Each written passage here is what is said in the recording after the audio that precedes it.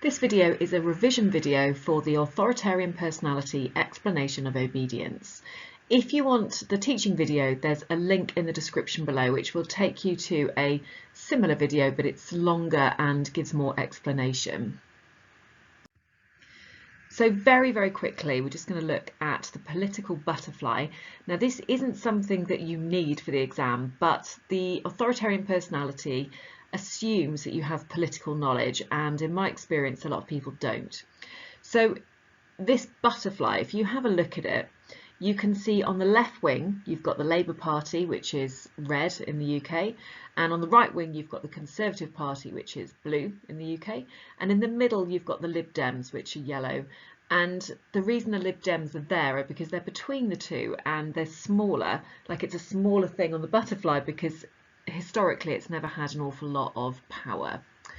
So Labour traditionally have views that the government should be involved in your life, and so they believe in the welfare state and that they will scoop people up who need help. So they might be pregnant, or they might have a disability, or they might be ill and not be able to work, and the welfare state will provide for people like that. And the idea of labour, if you think about the word labour, it's that everybody who can will work and they will put into the government through their taxes, and then the government will provide for everyone. So everyone will have free education, healthcare, etc.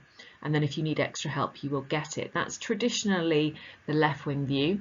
The right-wing view traditionally is that the government shouldn't be particularly involved in your life, but that everybody should work really hard, same as Labour says everyone should work hard. But that you will acquire your own wealth, and traditionally they would prefer it if people paid for their own education and healthcare. Now obviously we have the NHS in the UK and that continues, but the ideology is of the Conservative Party is that everybody should really take responsibility for themselves. So that is, like, throughout history, it's either been Labour or Conservative in power. But if you look at the butterfly, you can see the antennae go out to the far left and to the far right. And what we're looking at here are the extremist views. And these are important for the right wing, for the authoritarian personality of obedience, because the authoritarian personality identifies that people who are of far right political ideology will be far more obedient, and it will be those people who have an authoritarian personality.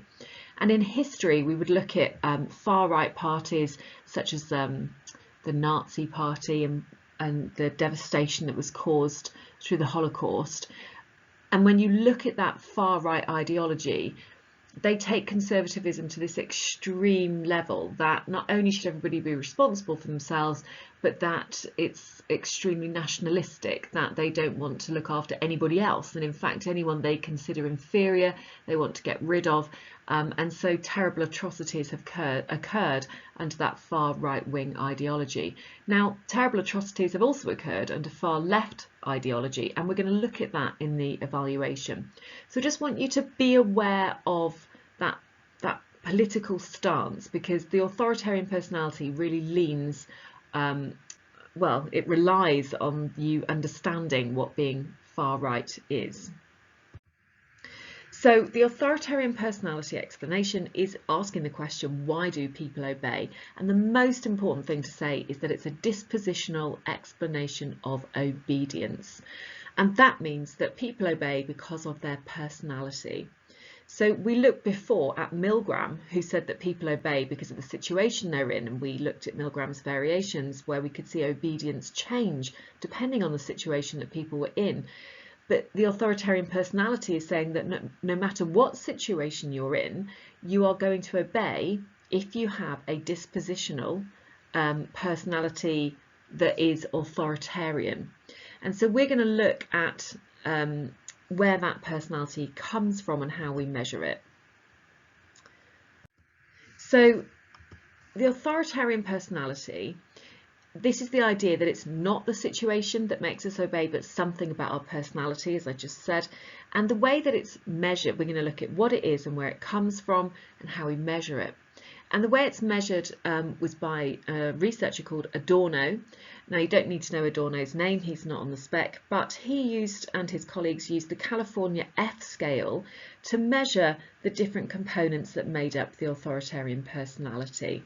And F stood for fascist, and in the description below, you can click on a link and do the F quiz, the F scale, and when you do that, it will identify kind of how right-wing you are, and the higher your score on the F scale, the more kind of fascist you were.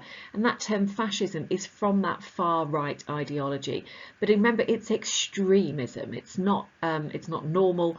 It's certainly very dangerous, as we've seen from history. But this is saying that your personality is, if it is extremely right-wing, that you are actually going to be more obedient to legitimate authority.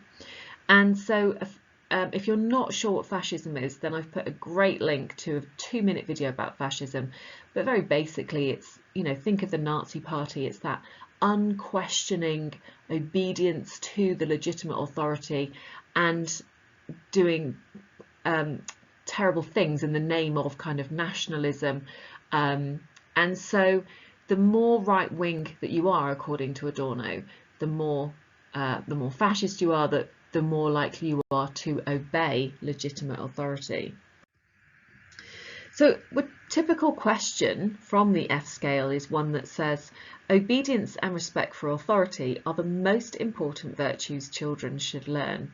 And participants who agree strongly with these questions, that is indicative of the authoritarian personality, because they are seeing the world in a very black and white view, and they want to enforce strict social rules and hierarchies. So when you look at that question, I personally wouldn't agree that those are the most important virtues children should learn, so I don't think I'd be coming out as extremely right-wing. I might think that the most important values for children are things like kindness and sharing and being resilient and being, having confidence and aspirations. And I certainly wouldn't think that a child should simply obey because it's being told to by an adult. So where does this authoritarian personality come from? Why is it that some people end up really high on the authoritarian fascism scale, on the F scale? And Adorno found that people who scored high on the F scale tended to have been raised by parents who used an authoritarian parenting style, which means that they were extremely strict and included the use of physical punishment. And so authoritarian attitudes are kind of learned and internalized at a very young age from that strict parenting. And so they've grown up with this kind of not being able to answer back, not being able to have their say. And that has become the norm for them. They've internalized it, that becomes the norm. And so they kind of therefore are going to perpetuate that. Their personality has become authoritarian because of their upbringing. You might also, if you've got an extended essay on this, then you might want to identify the 3 characteristics identified by Altemeyer. Now, you don't need to know Altemeyer's name, but they looked at the authoritarian personality and they said that these 3 particular characteristics were very prevalent in and he called them right-wing authoritarian personality characteristics. So if you are RWA, right-wing authoritarian, then you will be very conventional, which means that if you're conventional, it's kind of very traditional. You wouldn't step outside of the box. You wouldn't question authority. You would go along with the conventions of your society, the traditions of the society, even if they don't necessarily suit you. So, for example, somebody like getting married and having children is a very conventional thing to do, and someone who's right-wing authoritarian might get married and have children even if they didn't want to. And supposing that person might have a sexuality that wasn't heterosexual, well, that's not conventional. Being heterosexual is conventional, but some people aren't. But if you were right-wing authoritarian, you might deny your sexuality, get married in a heterosexual relationship and have children and be thoroughly miserable because you're not living the life you were meant to live. But they would be constrained by the conventions. So right-wing authoritarian people are very conventional. They also have authoritarian aggression, and that means they're going to be aggressive towards people who are not conventional. So they, in society, they might be very discriminatory. This has been identified as a kind of theory of discrimination or racism, or because they will be very aggressive towards minority groups, but there's particularly aggressive towards people who are not conventional and make themselves heard about that. They will also apparently have authoritarian submission, and that just means uncritical submission to legitimate authority. So without questioning, if an authority figure, a legitimate authority figure, tells them to do something, they will obey.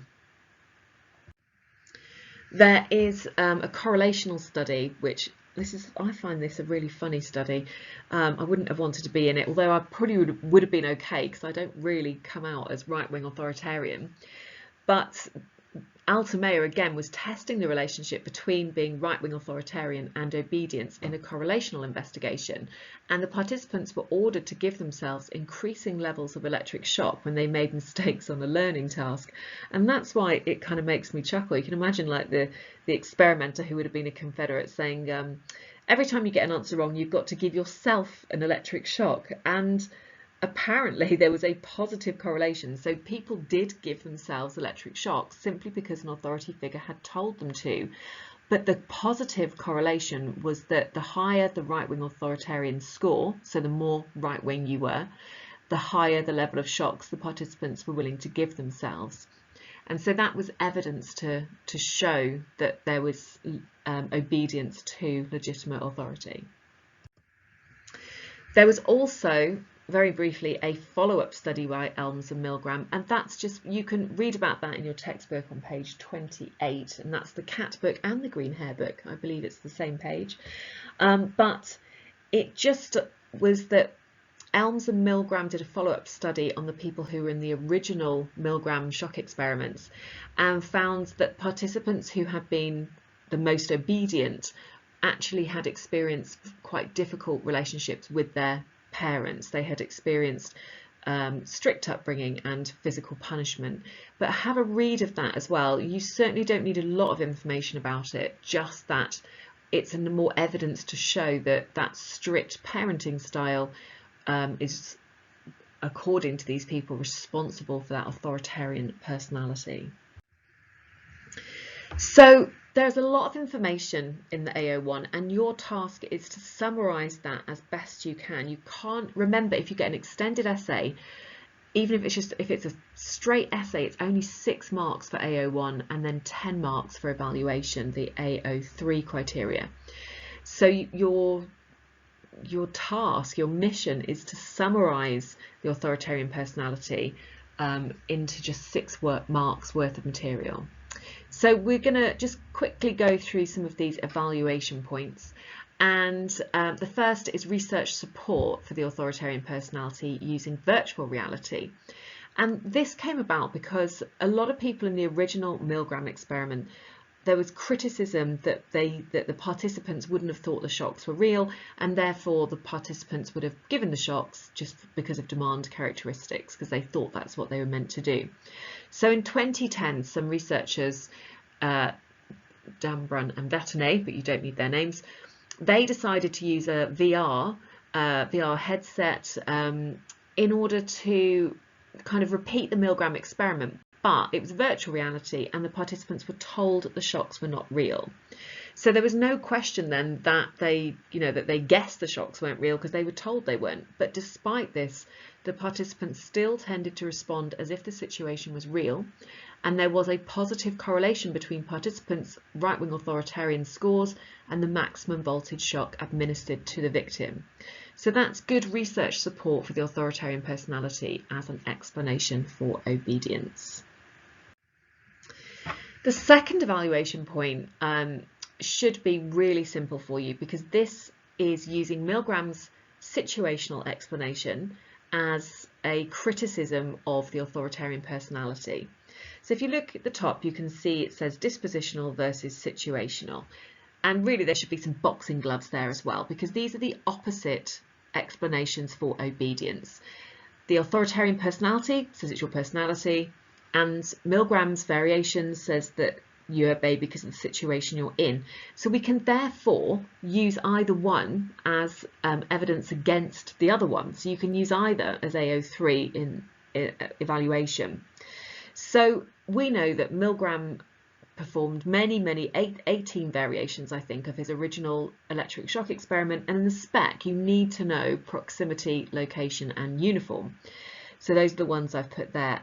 And basically Milgram said that he realised that there might be a personality element to people giving electric shocks, but he still maintained that the variations gave stronger evidence for a situational explanation. And then you can kind of use those figures, you know, if you really want to go to town with this evaluation point, then we know that proximity, when the learner was brought into the same room as the teacher, and there was a closer proximity, that obedience dropped from 65% to 40% because they didn't want to see, when they saw the pain they were inflicting, they didn't want to obey. We know that when Milgram moved the location from the prestigious Yale University to a rundown office, that obedience dropped to 48%, and that was showing that the location you're in can act as a legitimate authority, and when it's not there, that the obedience will change.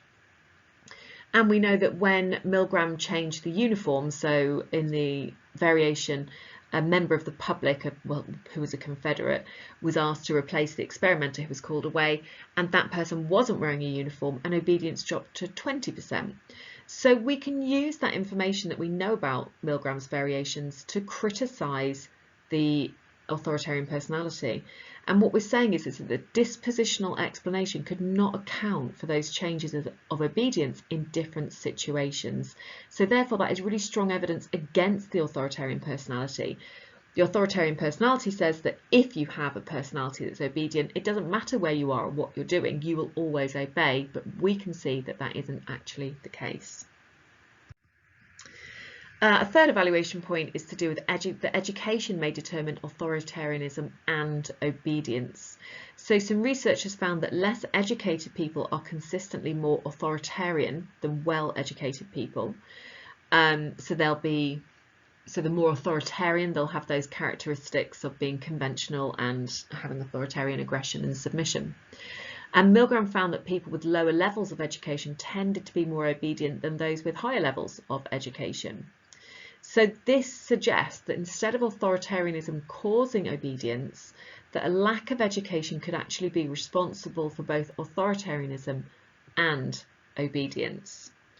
So it's saying that it's not necessarily the authoritarian personality or the strict parenting or anything, that it's actually to do with education. And it's kind of saying the less educated you are, the more likely you are to be authoritarian and the more likely you are to obey. So that's a criticism. And then we're going to criticise, we're going to come back to the actual ideology. So there's the political butterfly, and what Adorno was saying was that if you are far right, if you are right-wing authoritarianism, then you are going to have you're going to be higher in obedience. But a limitation is that the F scale was used to determine right-wing ideology, but that what we know is that extreme left-wing ideology has historically also been linked to unquestioning obedience to legitimate political authority. So, for example, Russian Bolshevism from history.